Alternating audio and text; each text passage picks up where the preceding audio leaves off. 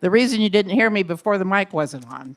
Good evening and welcome. My name is Pat Stevens, and I am the current president of our local branch of American Association of University Women, AAUW, up there.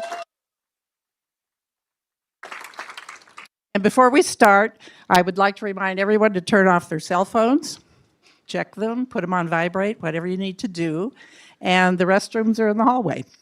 So, two important pieces of information.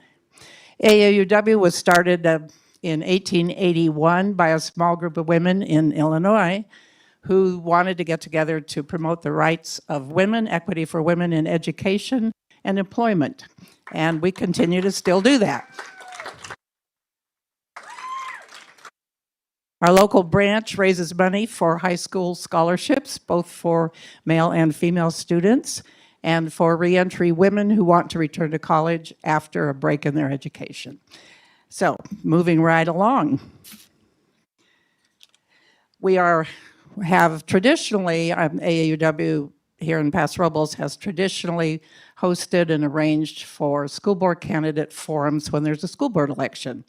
And the last several years, we've had the great pleasure of working with the League of Women Voters, and they carry the water in this evening. So welcome them, and I'm turning this program over to Ed Cabrera.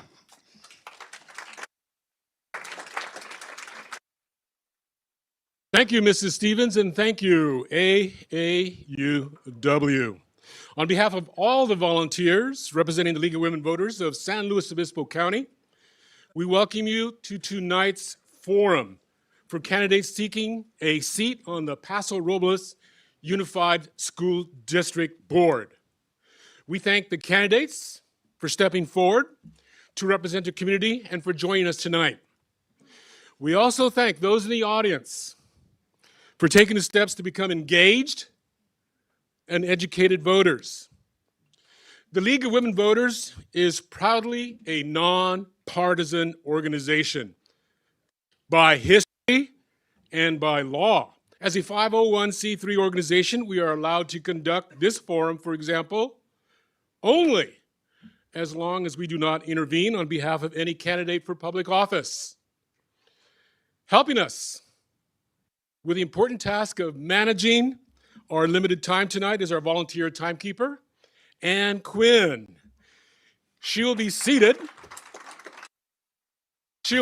prominently so that the candidates may easily see her. She will raise her paddles to tell them when they have 1 minute left on their time, then 30 seconds, and finally when they must stop because their time has expired. Our aim is to give our audience as much time as possible to hear full responses to your questions. Therefore, we shall carefully manage the time limits on the candidates' responses. We may have to cut their answers short to stay on schedule. We apologize in advance. We ask the audience to realize that any reaction to a candidate's remarks, even polite applause, may be disruptive and may distract them from using their time effectively. So please, refrain from any interruption. These limits on the behavior of the candidates and the audience were amongst the rules set forth in an agreement the participants signed as a condition to join us in this forum tonight. The intent of these rules is to ensure the decorum and neutrality of the forum so that attendees can focus on the issues, and to remind everyone that we are taking part in an informational forum and not a political rally. We have 4 League members assisting us as greeters tonight: Chris Parker Kennedy, Joanne Stoddard, and Valerie Steenson. They're amongst the League members who greeted you as you arrived. They had the 3x5 cards for you to provide questions for the candidates. Please, only 1 question per card. Your questions on the card should be legible and relevant to this particular office.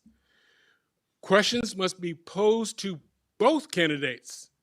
If your question is redundant or has already been answered, it may not be posed again. The question cards will go to our sorters, Shelley Higginbotham, Lee Livick, and Lorene Cabrera. They will choose the questions that best address the topics without repetition and within the candidate's jurisdiction. The more concise, legible, and topical the questions shall be considered for selection. We're sorry if we don't have the time to share all your questions. This is a 90-minute forum. Last year, the League was privileged to be asked to mentor a group of Paso Robles high school students as they held their first all-student candidate forum across the street in the theater. Your Bearcats were reminded they were attending a forum and not a rally, and they responded with impeccable concentration and respect not only for the candidates, but for themselves. They represented the Bearcat community proudly that day. A reminder that this forum is being live streamed by the Paso Robles Joint Unified School District broadcast, and this recording will also be available in a non-edited version, complete. This will happen in the future on the district website. As such, we'll ask you to refrain from videotaping this forum per our agreement with the candidates. Opening statements will be limited to 2 minutes. Answers to the following questions will be limited to 1.5 minutes. There will be an opportunity for the candidates to give a 2-minute closing statement. We drew a lot before the beginning of the forum, and consequently, Mr. Enney will give his opening statement first. Mr. Enney. Well, first off, is that too loud? First off, I want to thank everybody for coming out, and I want to thank the League of Women Voters.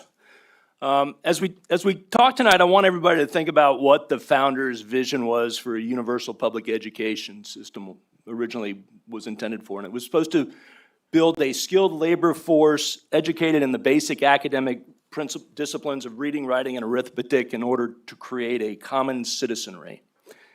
Now, I don't think we're achieving any of that right now. We have a graduating class of 2023 that's going to walk across the stage in a couple months. They're going to have a 94% graduation rate, but only 47% of them are going to be proficient in English language arts, and only 25% are going to be proficient in math.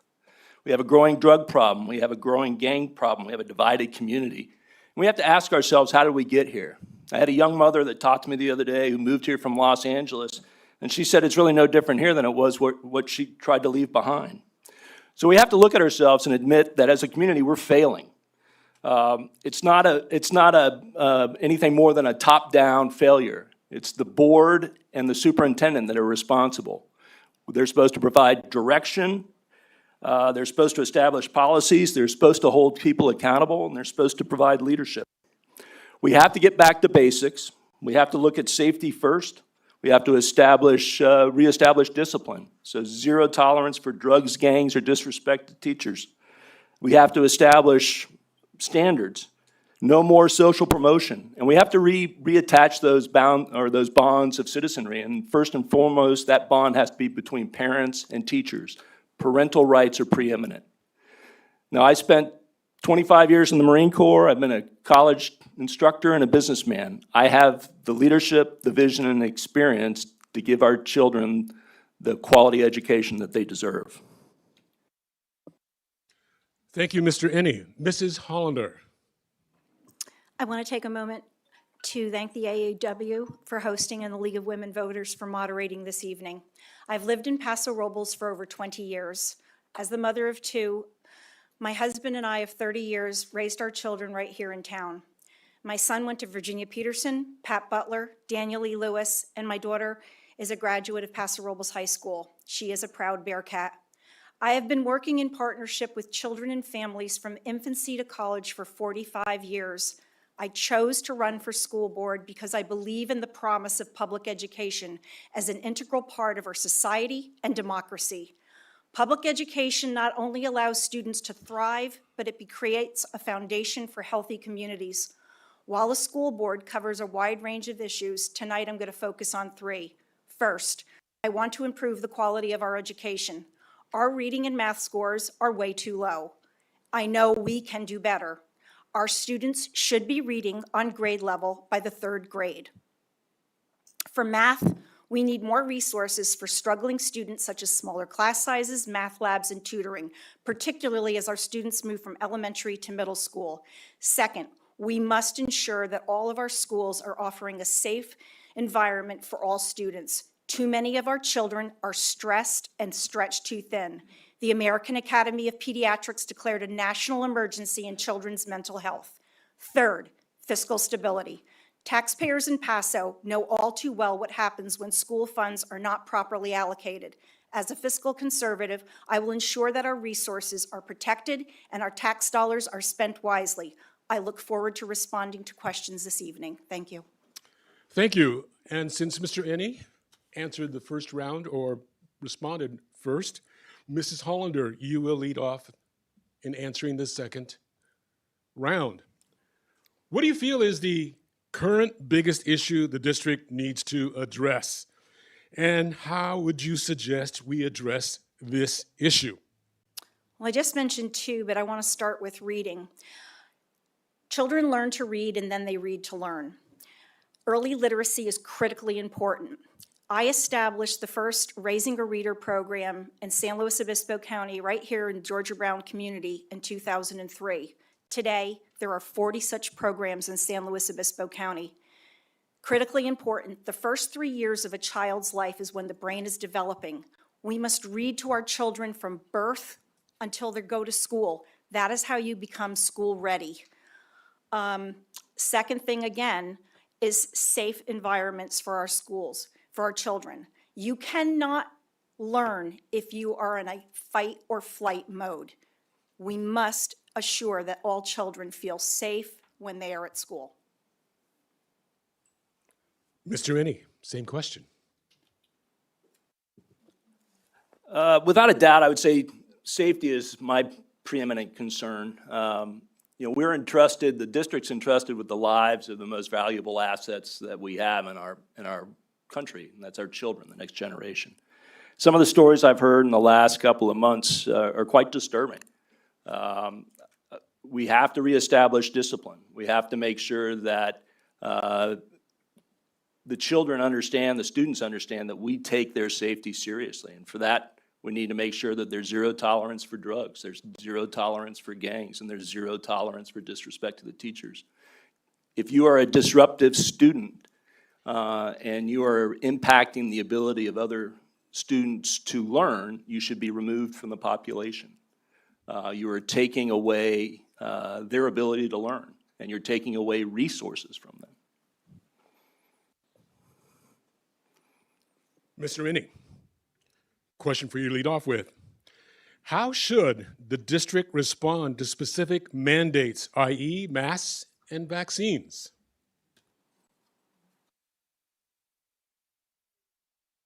I'd say first and foremost, you're going to have to look at the legality of the mandate. Ultimately, I think the responsibility of the board and the district is to the local citizenry, not to Sacramento. So I would hope that in most cases, they would fight those mandates to the utmost of their ability and do what they think is right. Civil disobedience used to be well respected in this country. Mrs. Hollander. I'm going to address that question as the professional that I am. I'm a registered nurse, and I believe in science. I worked in neonatal intensive care for 25 years. And so science is evolving constantly. We didn't know what we were facing when the pandemic hit this country. And so I think our public health departments were doing the best they could at that time.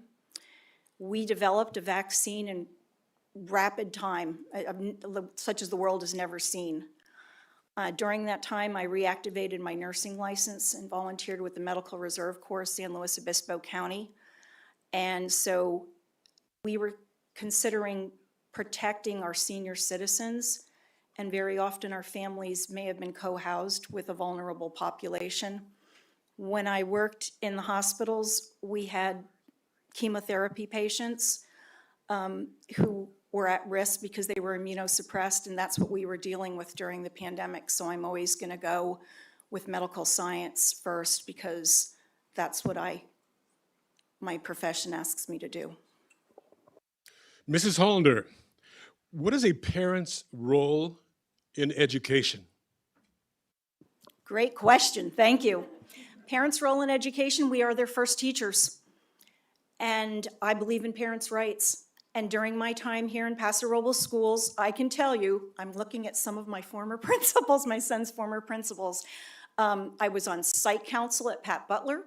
I was on site council at Lewis. I was on PTA in both of those. I was also on site council at the high school. John was starting kindergarten while my daughter was in high school. So I was on both site councils, very involved.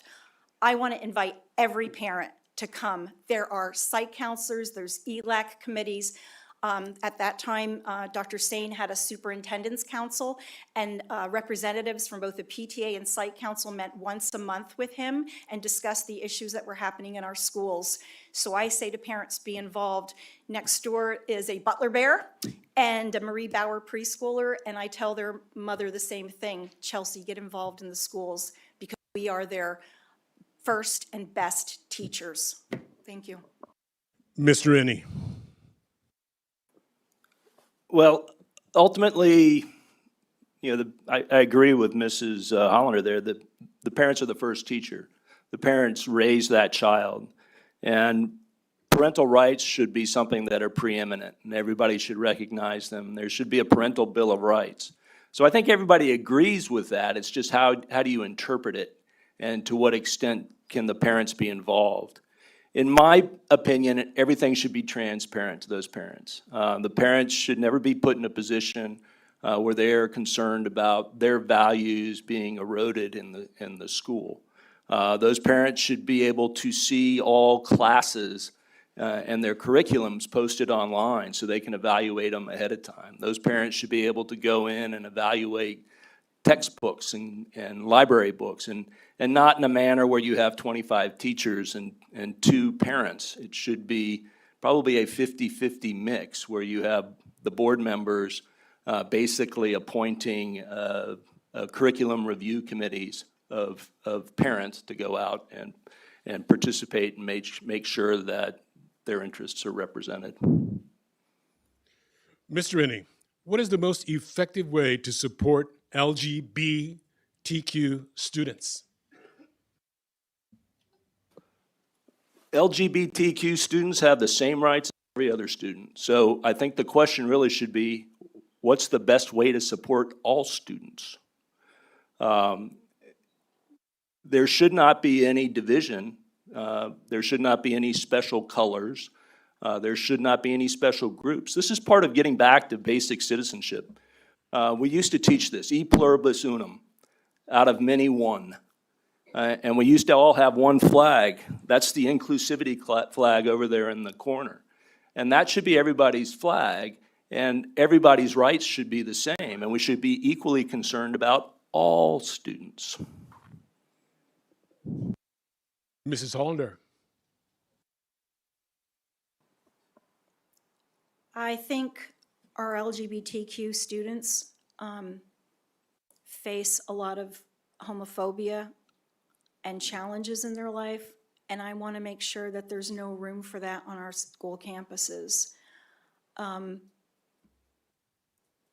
All you have to do is look at the research and the data. The suicide risk for this population is frightening. They are a protected class because we are not to discriminate in this country against race, religion, sexual orientation, or gender. So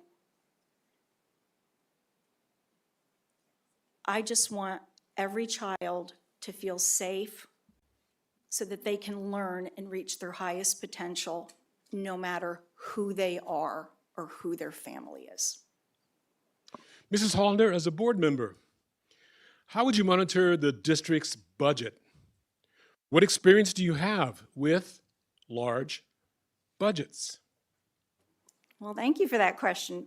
I'm not sure a lot of the people in the audience know this, but I have a master's in public and private management. I wrote a thesis to earn my graduate degree. It was a future of children's hospital, and I did a complete market analysis of Maricopa County in Arizona, one of the largest counties in the state of Arizona. We looked at the pediatric market from cardiology all the way to oncology.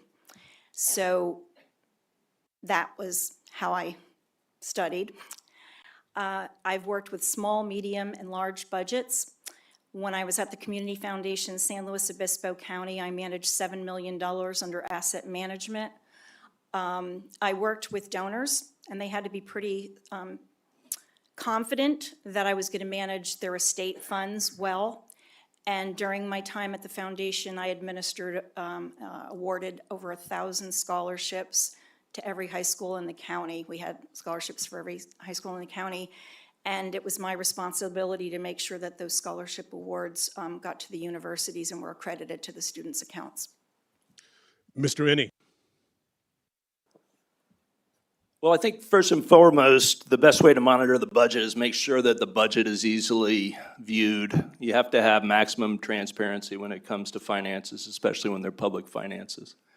And probably the biggest concern I had when I sat down in my first board meeting was most of the budget issues are put into the consent agenda, which is standard in parliamentary procedure. But when you looked at things like the purchase orders are written in a manner where you have to go and get an 800-page manual in order to understand what's in that.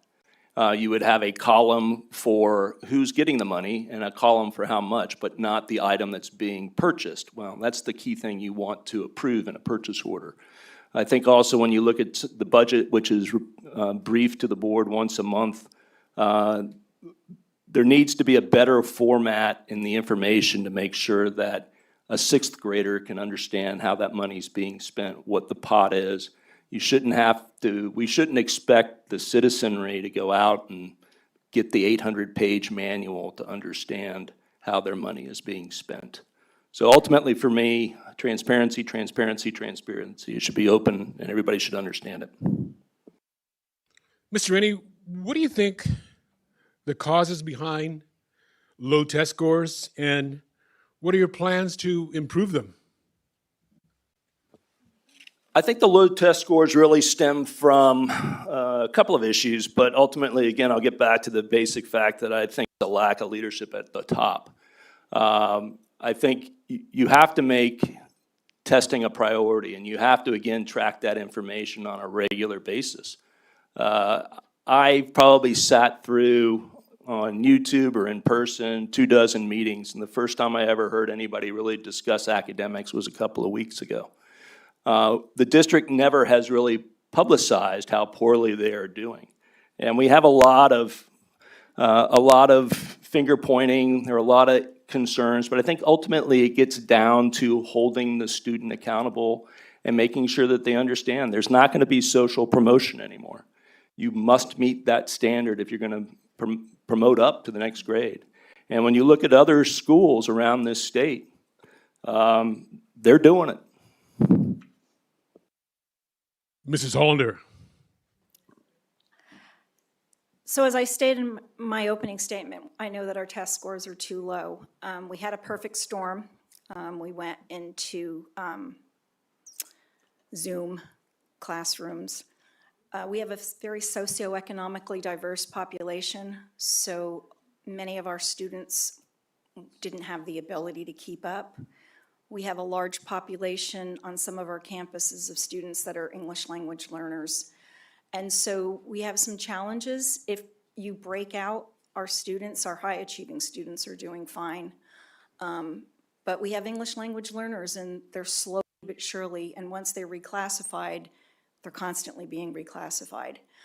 Now for math in particular, I recognize that when a student moves from 5th grade to 6th grade, they're going from having a multi-subject teacher in the elementary school to a single subject, and that's where I would probably focus in and have those math labs, smaller class sizes for the students that are struggling, and tutoring. We can get our kids to catch up.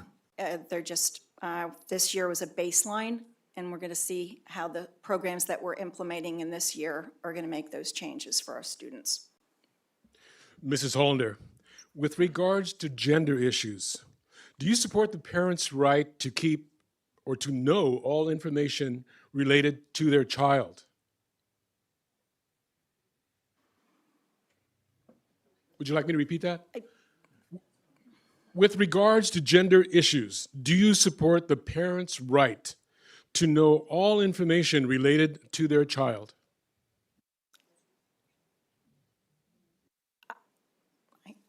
I think, I guess I'm not understanding, but I think they do know everything that's related to their child. I would hope that there's an open conversation between the parent and the child. I do know that sometimes children may confide in an adult because they may be in a home where they're being abused. And in that case, our counselors at the school sites may intervene and bring counseling in. I'm a mandated reporter as a registered nurse, so if I find out that a child is being abused, whether by a family member or a sibling, I'm required to report that to an authority at the school site. So I think as long as the child's life is not in danger, yes. Mr. Rennie. Could you just read the question one more time, please? Certainly. With regards to gender issues, do you support the parents' right to know all information related to their child? Yes, very easy answer.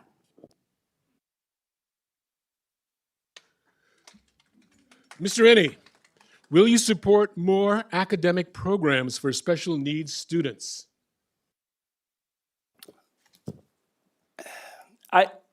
Absolutely. You know, this is one of those things, though, you really have to look, when you look at the budget going forward, we can support everything. Everybody's got their project that they want supported, but we have to start understanding when you look at the budget going forward in this district, in this state, you've got a $26 billion shortfall for the state, and it's probably going to be more like $46 billion, and that's going to impact us. So yes, I support it, but people need to understand, and the citizens need to understand that it's going to become a zero-sum game. You're going to have to cut something in order to fund these other projects.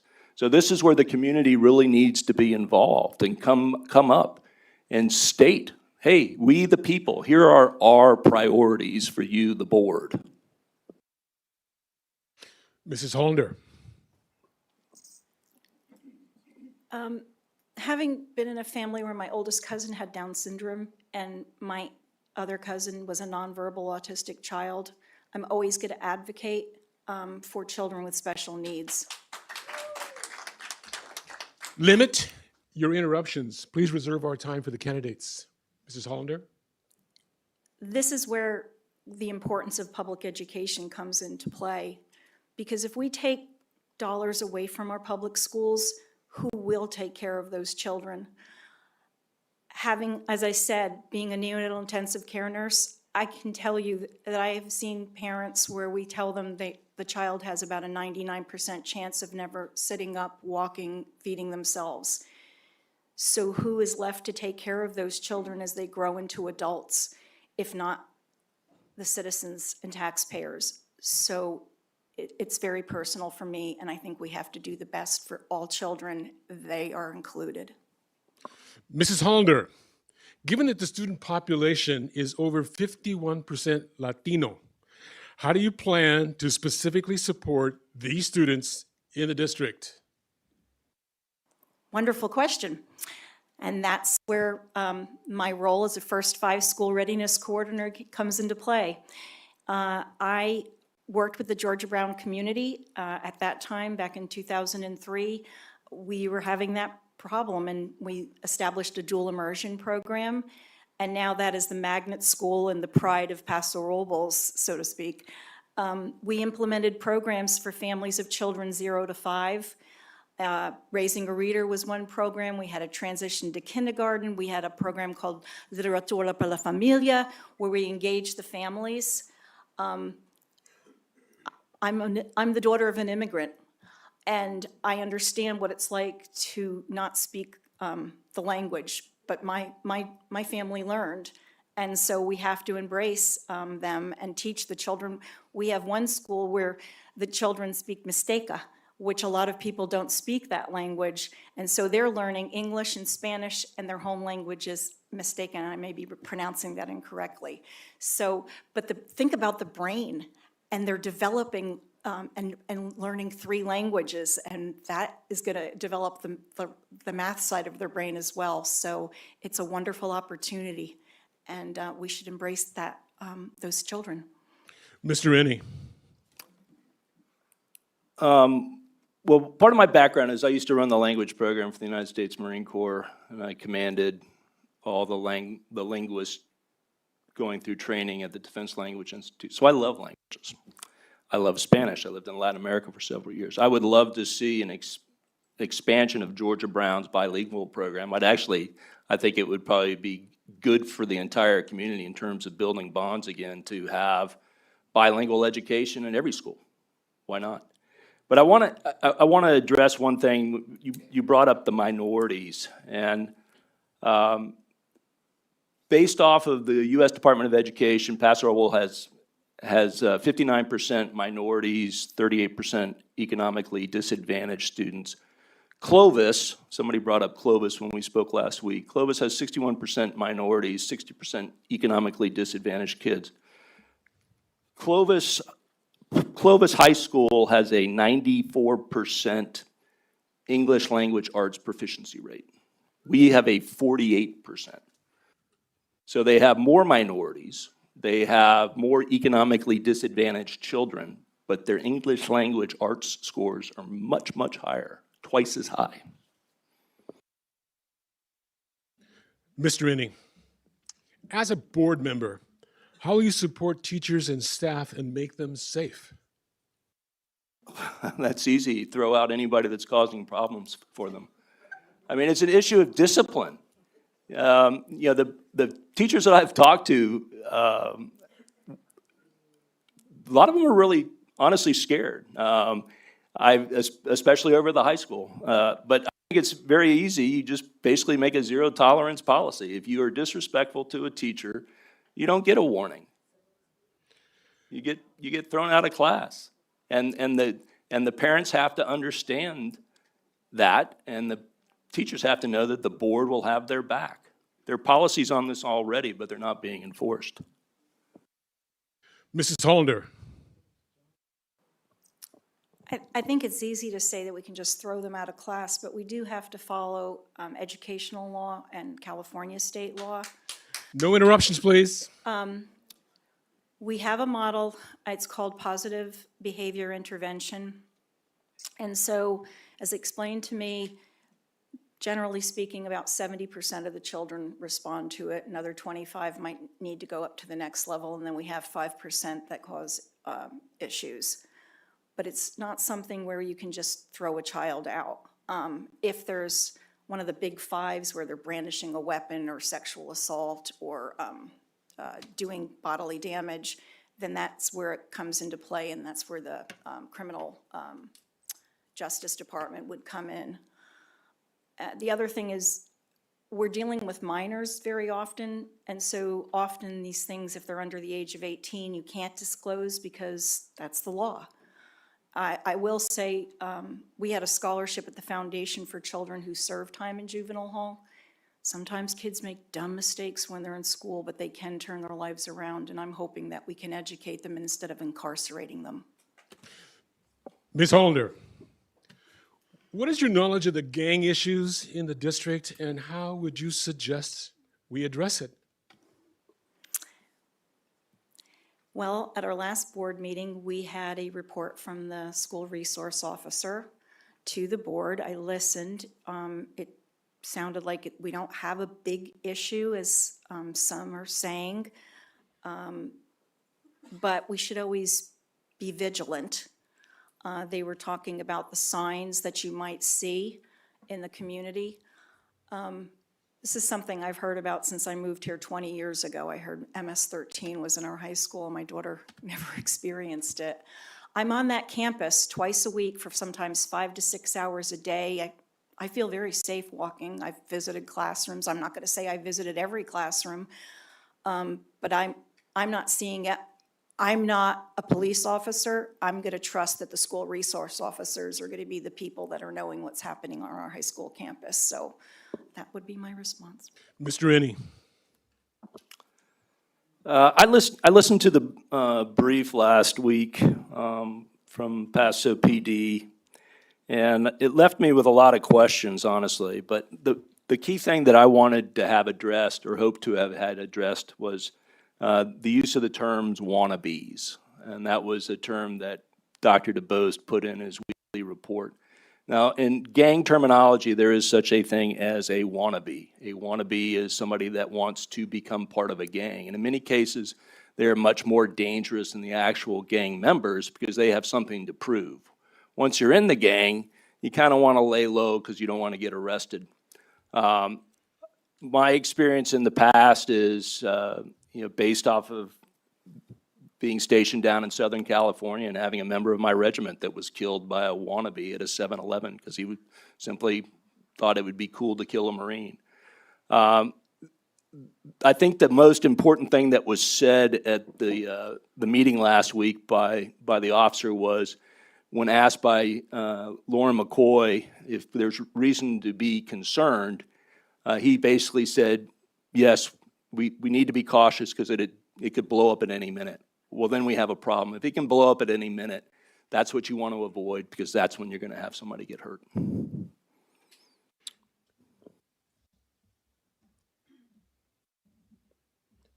Mr. Rennie, the school district in Los Angeles has shut down after unions called for a strike.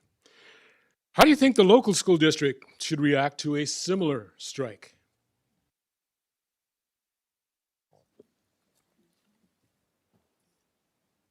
Well, at this point, I would argue if you're going to have a strike in the Paso Robles School District, being an advocate for charter schools and other programs, I would say start advising the parents to look at other means of educating their kids with the public dollars. I know that the teachers union in Los Angeles asked for, I believe, a 30% pay raise, which is outlandish, and it's probably going to lead, if honored, it will probably lead to the insolvency of the school district. So I hope that the PRPE would not be so audacious as to ask for that much money. But at that point, if you're faced with a situation where you either give us the money and go bankrupt, or we're going to go on strike, we have a fiduciary responsibility to the taxpayers. Mrs. Hollander? I don't like to deal in hypotheticals. I think right now, we just recently passed a collective bargaining agreement with our unions.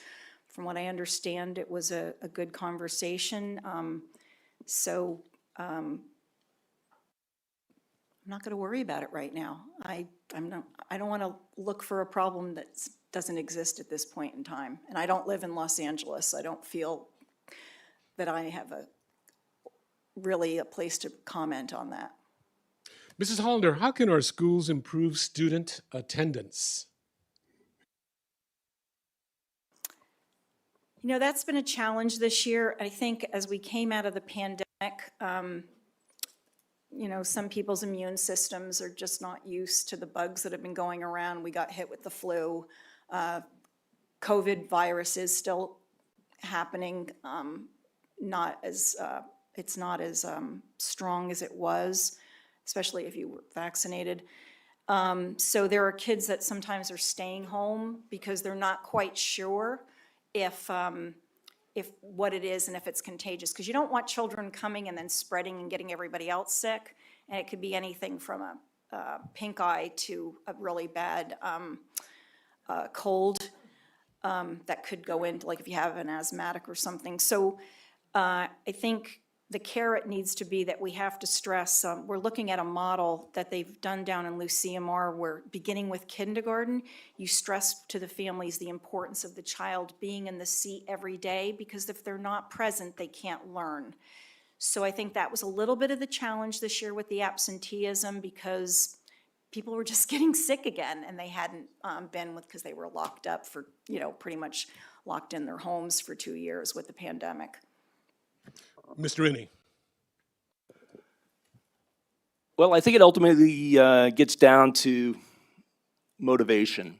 I think probably if there is that much of an attendance issue, we really need to look at what's causing it. Are there transportation issues? Are there home issues?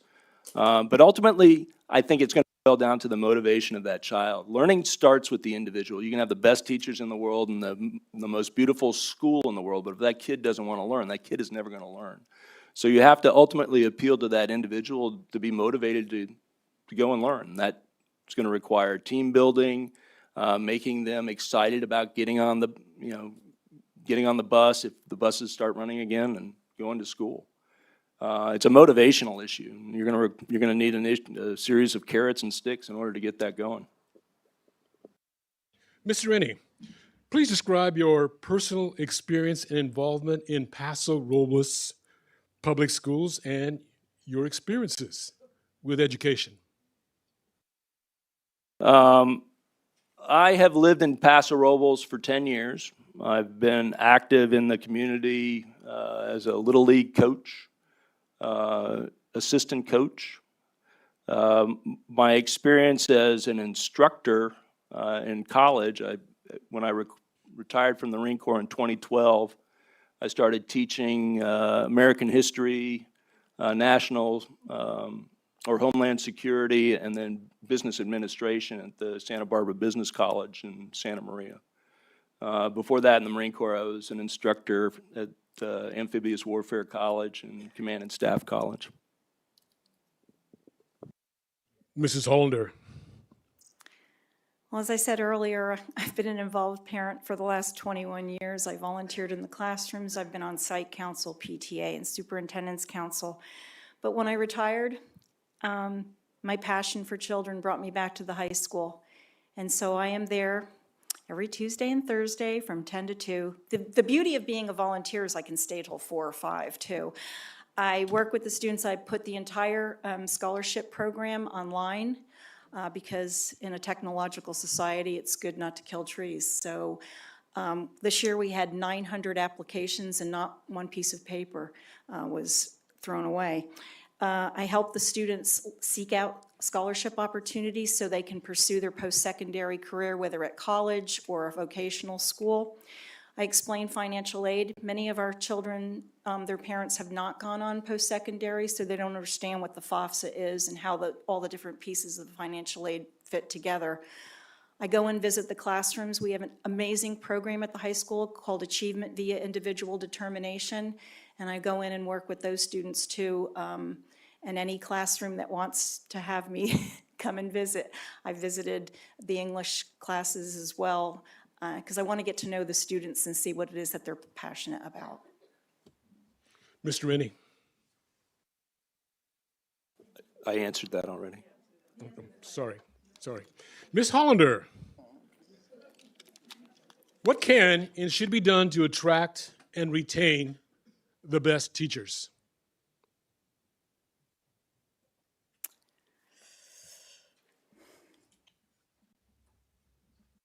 Well, to begin, we already have some of the best teachers, but I come from a family of educators. My sister's teaching first grade, my sister-in-law taught, my best friends from college. I think what we need to do is start respecting them. Our teachers are getting beat up. They're doing the very best they can in these challenging times. If we want to encourage them to come to our community, let's encourage them to be teachers. I'm happy to say that the class that I'm last year when I was working at the high school, and now I am seeing students who are wanting to go on to become educators because of the wonderful education that they've received at the high school. So modeling is one thing. And I think we need to become a district where people will want to come to, where the political agenda is set aside, and we know, and people coming here know that the only focus at our school district is on the children and getting them the best education possible. Mr. Ennie. I would say if you look at teaching as a calling, and it's a calling, you have to, again, look at how the way you're going to attract people is basically setting up an environment where they're going to want to be. And that, I think, first and foremost is going to boil down to ensuring that they're in a safe, happy environment. I've talked to a lot of teachers in the last couple months. Many of them are just biding their time to get out. They don't feel that they're supported by the district hierarchy. Almost all of them feel that the classrooms are, that the disrespect and the lack of attention from the kids just doesn't make it an enjoyable situation. And when they try to discipline the kids, they're either concerned about not being supported by their administrator or not being, or being targeted by an irate parent. And this is where the district's the board is gonna have to step in and make sure that they understand, we've got your back and we will protect you. And this will be a place where good teachers come and good teachers wanna stay. Mr. Ennie, what measures can you employ to assess student success other than standardized test scores?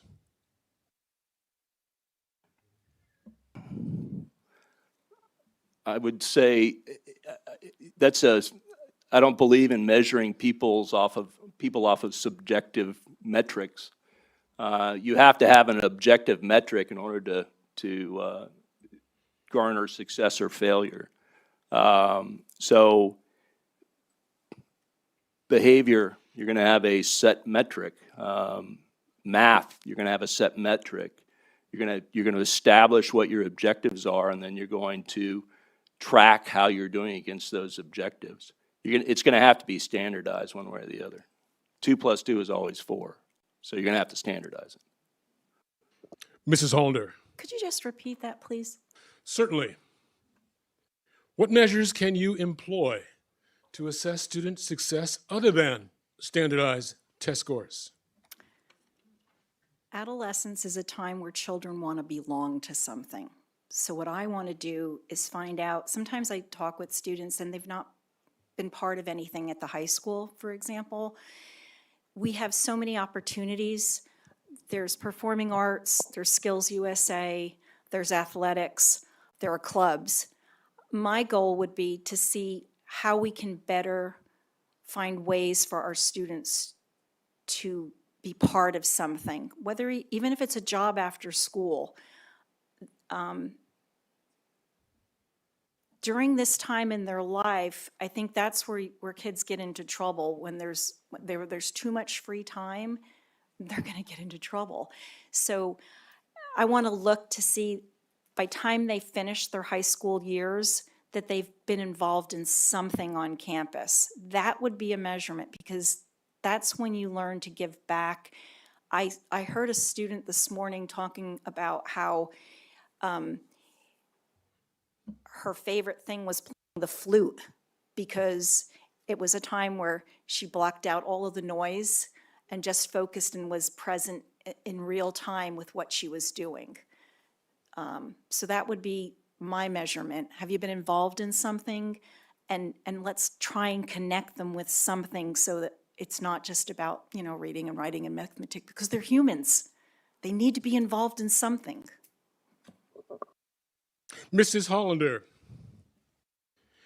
what do you think is the appropriate role and function of the teachers' union and the classified union?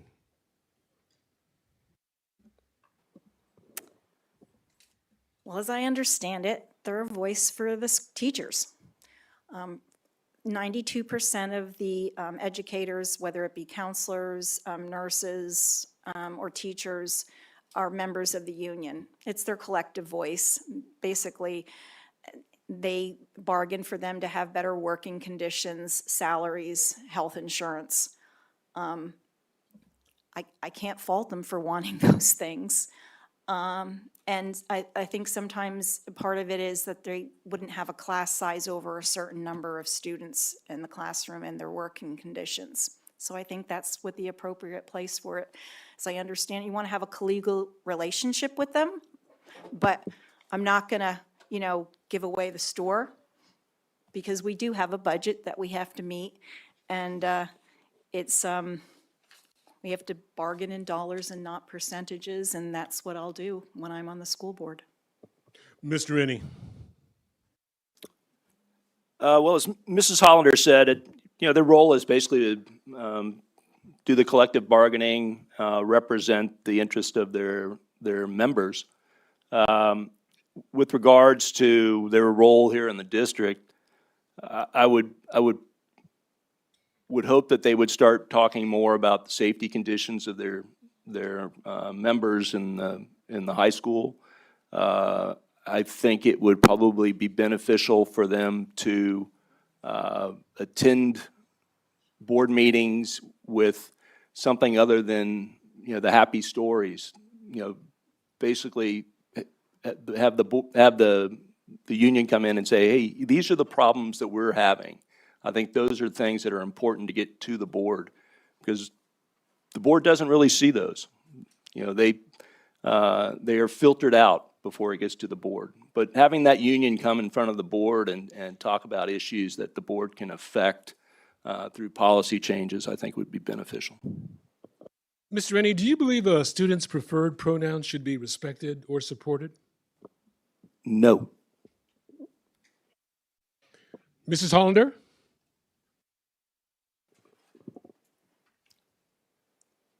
They're going through a phase, and if that's what they want, I don't have a problem with it. I think it's like one of those political issues that we're making too much of nothing. If that's how they're identifying, I know, my husband played football in high school and everybody called him Johnny Ghost. He was in high school. His real name was John William. We have to respect children and understand that at that time in their life, adolescents are trying to find out who they are, and we need to support them. Mrs. Hollander, do you support parental decisions in school choice? Absolutely, but I don't think the taxpayer should pay for it. I'll give you an example. I'll give you a personal example. As I said, I was very involved in Paso Robles Public Schools. The board made a decision that in 2010 that they wanted to try trimesters. I thought it was going to be a disaster for my procrastinating male child. And so I came to the school board and I said, please don't do this, and they did. 2 years later, they went back, and I chose to leave. Not because I didn't think he was going to get a quality of education, but because I just didn't think that was going to be the right fit for him. I went to Catholic school my entire life. It was at a time when the poor Italians and Irish went to Catholic school. It was free back then too, by the way. So do I believe in school choice? Absolutely. I chose to send my children to public school. My brother and sister chose to send their children to public school because we believe in public education. And my children both went to public universities. Mr. Rennie. Would you read the question one more time, please? Do you support parental decisions in school choice? I'm going to make an assumption that on this question that school choice regards to the concept of parents being able to take the tax dollars assigned to those students and use them according to whatever the law allows. So I was the county chairman for the California School Choice Initiative, trying to get that on the 2022 ballot. So I'm a big proponent of school choice. Charter schools are probably the best and most realistic, achievable goal for school choice. And those are things that we can affect here locally. And having a charter high school would be one of the things that I would really love to see. So yes, I support school choice. Mr. Rennie, how do you see yourself providing a safe space for our children to learn? How will you protect them from drugs, gangs, vaping, bullying, and other harmful things while on campus? Well, again, it gets down to discipline and enforcing the rules and separating the bad apples from the rest of the community. Every child, regardless of who you are, what you believe, who you like, is entitled to a safe learning environment. That's going to require the moral courage on the part of the administration and the trustees to enforce discipline. And that's going to mean ruffling some feathers when a parent's upset that their child is being expelled. But in order to preserve the safety of the others, that must be done. John Locke, one of the early thinkers, he had a saying, mercy to the guilty is cruelty to the innocent. No one should have to sit around and worry because a bad actor was not removed from the population. Mrs. Hollander. I'm going to ask you to repeat that, Ed. Certainly. How do you see yourself providing a safe space for our children to learn? How will you protect them from drugs, gangs, vaping, bullying, and other harmful things while on campus? Our district has policies, and as to cover all of those items, and we have 4 school resource officers on our high school campus. So I think we have the things in place to do that. I want to go back and revisit what Mr. Ennie said about school choice, though, because my concern is I don't understand why you're running for school board if your intention is to take money out of public schools, because that's where I think you should be taking a position in Sacramento to change the law. Interruptions, please. Change state, laws so that they can do that. The purpose of public school is to protect public education, and we need to keep all of our dollars here in our school districts so we can educate all of our children. Mrs. Hollander, what 3 items would you change to improve academic achievement as a board member? Well, I'm going to go back to the early literacy thing again, and parents being their child's first teacher. So if we implement programs in our communities to help the families of children ages 0 to 5, when the children arrive in school, they'll be ready to learn. Those can be things like the Raising a Reader program. We have early care and education programs. Sometimes children are being cared for by caregivers within the home, so we partner with organizations like Community Action Partnership, where they train the early care and education providers about the things that they should be doing with those young children. We have Head Start and state preschool, so we need to connect our families to all of those things that are available to them, because we have to focus on the whole child. The child needs to be, their health has to be taken care of, their social-emotional state, their social-emotional learning develops at a young age, and we have to support their families. And we have to make sure that they are fed. Our children can't go to school hungry and be expected to learn. Mr. Rennie. I'm sorry, would you repeat it one more time? Absolutely. What 3 items would you change to improve academic achievement as a board member? Well, first and foremost, again, I would enforce the standards and eliminate social promotion. Secondly, I would again start looking at how are you going to motivate that student to do better. I agree with Mrs. Hollander that those first couple of years are probably the most important in teaching and giving a child a love of learning, and that's what you really want that child to have. And once they have that love of learning, then they're self-motivated. They can't get enough. So we need to focus on how we're going to do that. How do you motivate these kids? When I was a kid, I liked ice cream. I think that's another area where the community could get involved, start forcing or start encouraging competition between schools, between classes. You know, the top reader gets a summer pass to the Ravine Water Park, or you get a pizza party. But things like that resonates with kids. Kids like trophies and winning things. And so that would be the other thing I would do. As they get older, you know, I would start giving them more choices in middle school and high school. Again, I like vocational stuff. I hated sitting in classrooms and looking at whiteboards. I wanted to go out and do things. So provide as the kids get older, more options. Improve that career technical education program and start looking at different options to expand that and motivate kids to learn more. Mr. Rennie, please address your position on the proposed community school. I have a lot of reservations about it, but it's on track right now. They're calling for volunteers to sit on the planning committee for it. I think my biggest concern is it's so nebulous right now. So the second biggest concern I have is I think it pulls away from what we should be focusing on, which are the core competencies of academics. Again, when you have a 48% reading proficiency rate and a 28% math proficiency rate, I have a lot of concerns over starting to focus on feeding, medicine, things like that. It's not a core competency of education.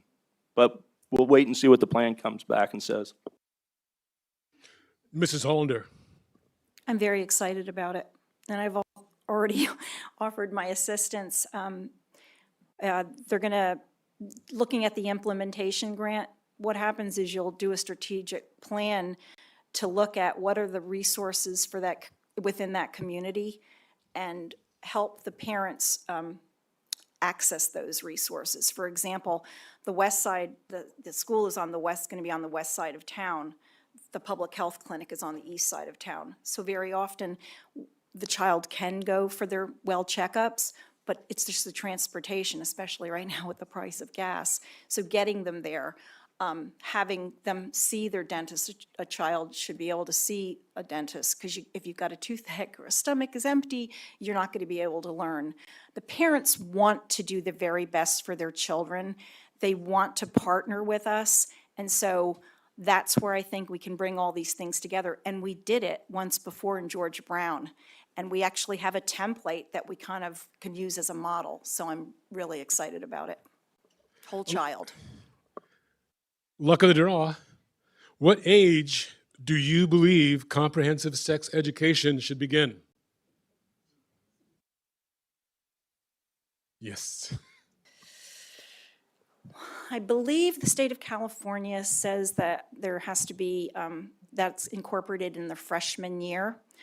I do remember when my son was at Pat Butler Elementary School, there was a session for parents to come to and discuss the difference between, you know, boys and girls and those things. Having been the nurse attending 12 and 13-year-old deliveries in South Florida, I would say it's never too early. I think it should be the parent's job. Sometimes parents don't discuss these things. And so as a nurse in that field, maternal child health, I was a nurse manager. I don't think we should keep things away from children. Their bodies are changing. Children are maturing. They're going through puberty at a much younger age. They used to not go through puberty until their late teens. Now some girls are going through puberty much younger, as are the boys. So we've got to prepare them with the information so that they can grow and develop healthy lifestyles. Mr. Rennie. I would say 8th grade is probably acceptable, but again, I'm going to default back to parental rights. I think ultimately the parent should have the right to opt on when they want their child to do that, but you know, make it available sometime during middle school, and if parents are okay with that, then they child should be allowed to go in there with the parents' permission. Mr. Rennie, is it sufficient to afford a parent to say no to an assigned book rather than having it banned outright?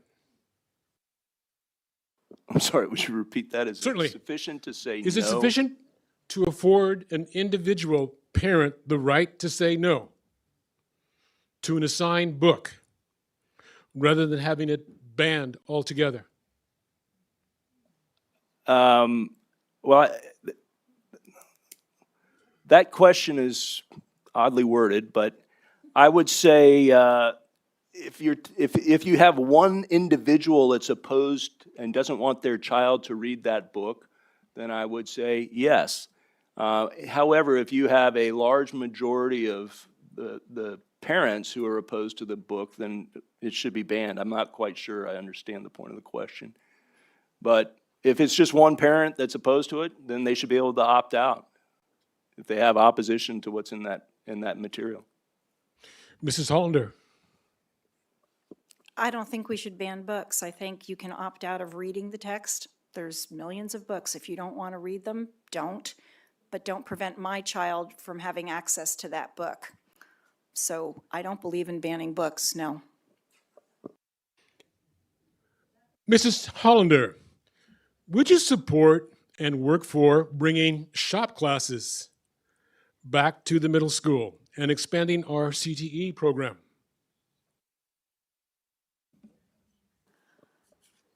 I think if the budget would allow for it, I don't have a problem with that at all. We have great programs at the high school for career technical education. My husband was laying brick when he was 12 years old, so I'm not going to ever be opposed to children learning how to use their hands. There was, when my son was at the middle school, there was shop class, but I think a lot of times it's the equipment that you need to have it, and then there's safety issues, so it would really have to be, it's something I can't just automatically say yes. I definitely would not be opposed to it. Mr. Rennie. Actually, I would love to see shop class return to the middle schools, and I would love to see the current career technical education expanded. We used to have, I've talked to a lot of the teachers that used to work in the vocational programs back in the 90s, and we used to have regional occupational centers and programs, and you actually had the ability to graduate high school with some sort of certificate, a license. If you look at Kern County and Fresno County, they have, in my opinion, two exemplary models that we should be trying to emulate, where you have high school students that spend their junior and senior years, I'm going to use the example of cosmetology, doing their 1,400 hours of cosmetology training while in high school, so when they graduate, they actually have that certificate the day they walk off the stage and they can start teaching. Otherwise, they have to pay for that on their own. So I am all for expanding and building on the great CTE program that we have right now. Mr. Rennie, in recent years, the district has curtailed almost all transportation of students to and from school. What are your thoughts on the effect that this has had on the district? That's a funny question. So we have 30 buses. I spent a couple hours a few months ago down at the transportation lot. Got 30 buses on an average day, only 7 go out. Myriad of problems. Most of them, again, seem to come from Sacramento and the new requirements put on bus drivers. And that has caused a shortage throughout the state for bus drivers. So what's the solution? Well, first of all, we really don't know how many students want to ride the bus. So outside of the box thinking, in my opinion, I think 2 great options would be, one, significantly reduce our bus fleet that sits there and has to be maintained on a monthly basis, and go talk to Regional Transit Authority and the county supervisors about having a contract with RTA and having them cover some of the routes that don't exist, and giving kids bus passes so they can go out and ride the bus. Another outside of the box solution would be consolidate all the North County school district, to Tascadero, Templeton, and Paso into one lot to consolidate our resources.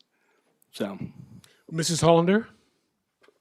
I think I agree with Mr. Rennie. I think that would be a good solution. I know when I coordinated an event called College Night down at Cuesta College, I worked directly with the Regional Transit Authority to say if we have kids that want to go down from Paso down to Cuesta College for that evening, could they just get on the bus and say College Night? So I think we do have resources within the community. From what my understanding, the biggest problem is that a lack of bus drivers and trying to find someone to drive the buses.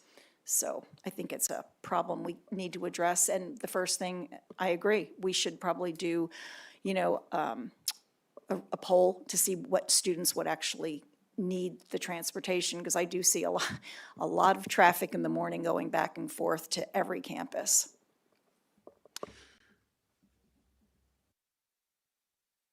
Mrs. Hollander, to accomplish anything on the board, you have to convince at least 3 other colleagues to vote for your ideas.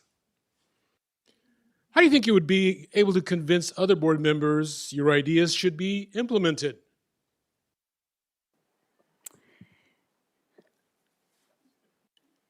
I am a person that does a lot of research. Before I present something, that's what I would do. Find out what the commonalities are. I believe in servant leadership. Look around, see what your commonalities are.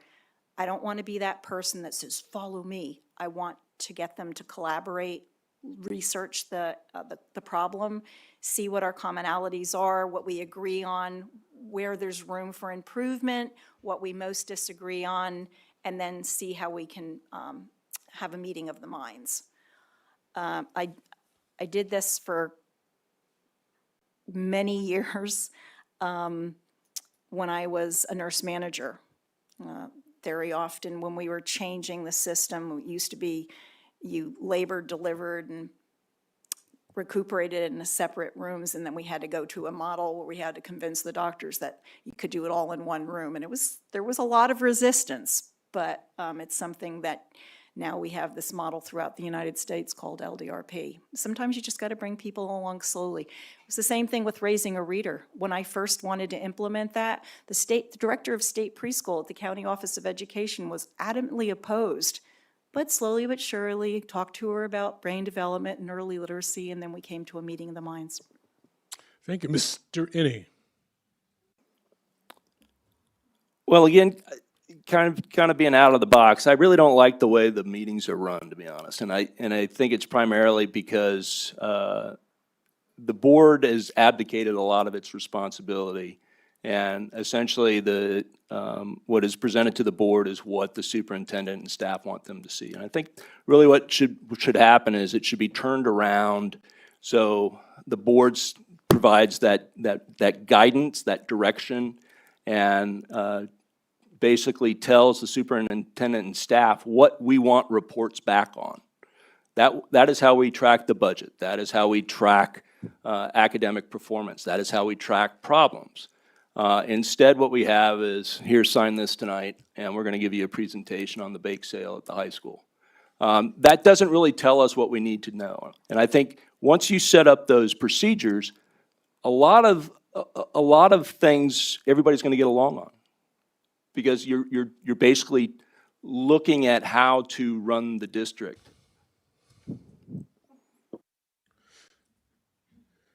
Mr. Inney, what are your thoughts on the teaching of CRT in the district? I'm opposed to teaching a CRT or any sort of social justice ideology outside of simply identifying what it is. It is being taught, even though the CRT policy was passed last year, the year before. It's still around. You still have the social justice issues being taught in the classrooms because it was never enforced. So bottom line, I'm opposed to it. I think it's a dangerous ideology, and I think it's divisive. Mrs. Hollander. I'm so glad you brought this up, because I think there's a lot of confusion about this issue. To clarify, it's a graduate level course that is not offered in our schools. I think we should keep the political debates out of the classroom and our children's curriculum. We should teach history, all of it, the good and the bad. We should have Let's finish strong.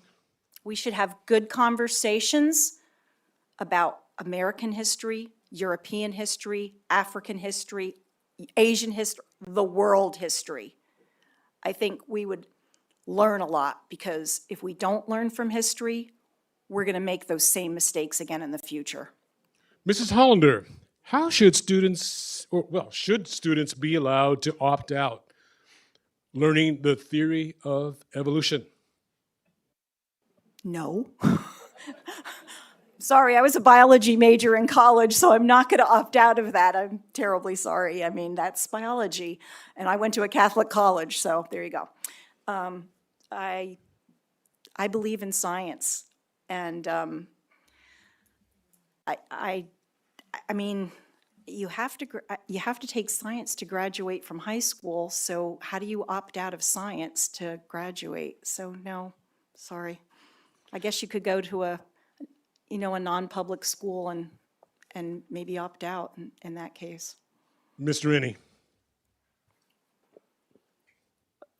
Again, I get back to parental rights. I may not agree with it. I have no real issue with the theory of evolution. But if you have parents that, for some religious reason or other reason, don't want their child to learn that, I have to respect those rights, in my opinion. And again, parental rights are preeminent. They are raising that children, and they're going to instill the values in them that they want. It's not my call. Mr. Rennie, final question before closing comments. How would you set aside politics as you enter the school board?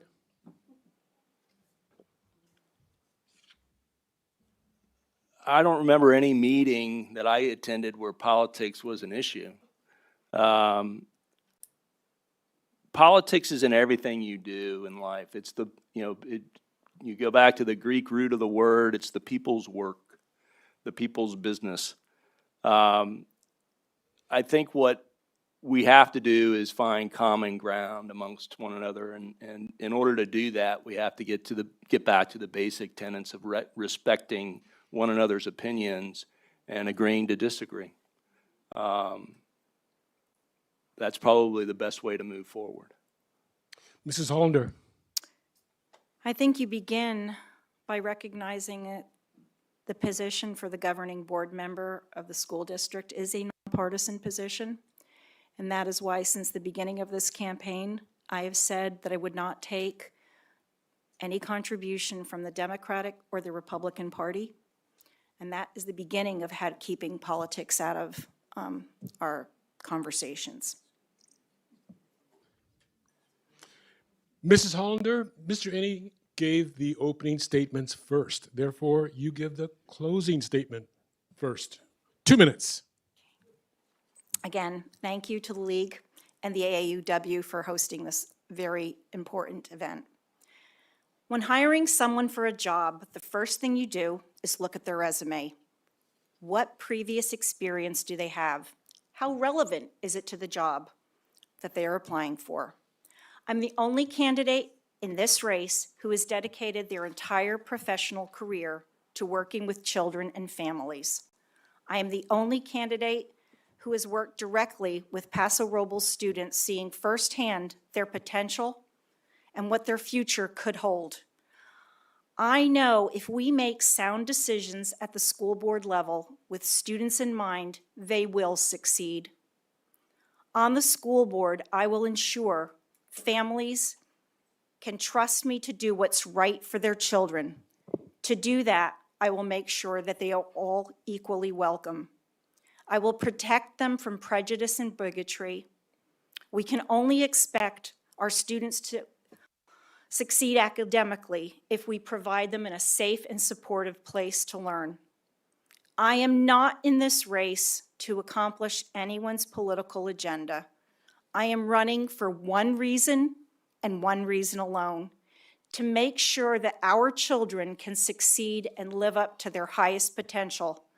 I am convinced that working with experts to improve academic performance, ensuring safe schools for all students, providing fiscal accountability will put our children in this district on a path to success.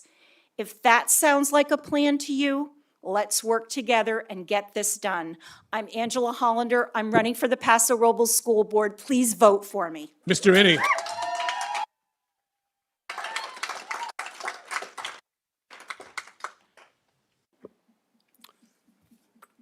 Well, first of all, thanks again for putting this on.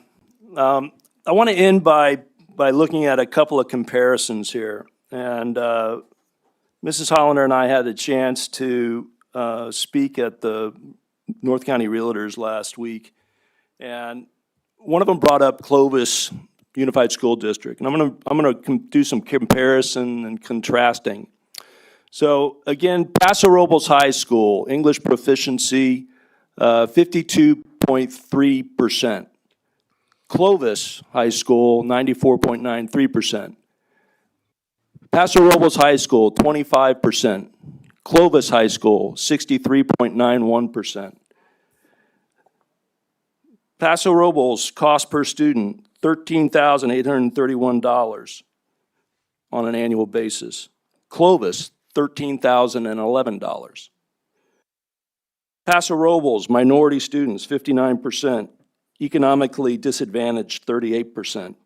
Clovis, 61% minority, 60% economically disadvantaged.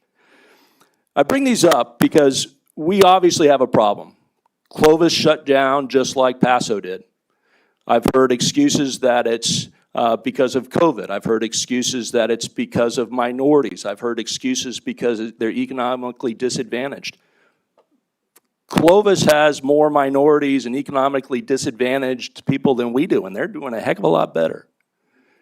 And I think it's because they instill discipline and pride in their kids. You look at their website, they focus on discipline. It's a top-down failure, and we have to admit that. And if you want it fixed, you're gonna have to put somebody like me on the board that's gonna hold people accountable. So the election's on April 18th.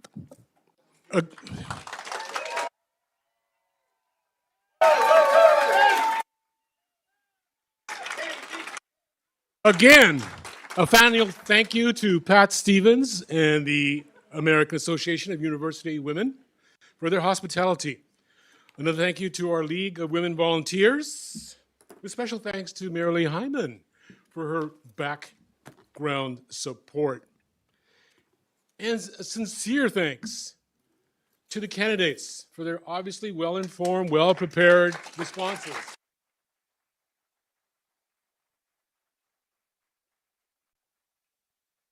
I thank you for your engagement, and frankly, I thank you for your bravery.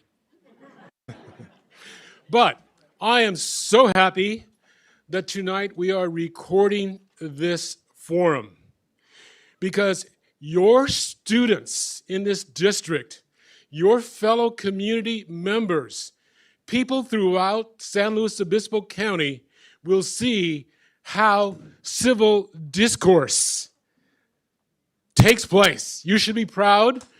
Safe travel. Thank you. Vote April 18th. Good night.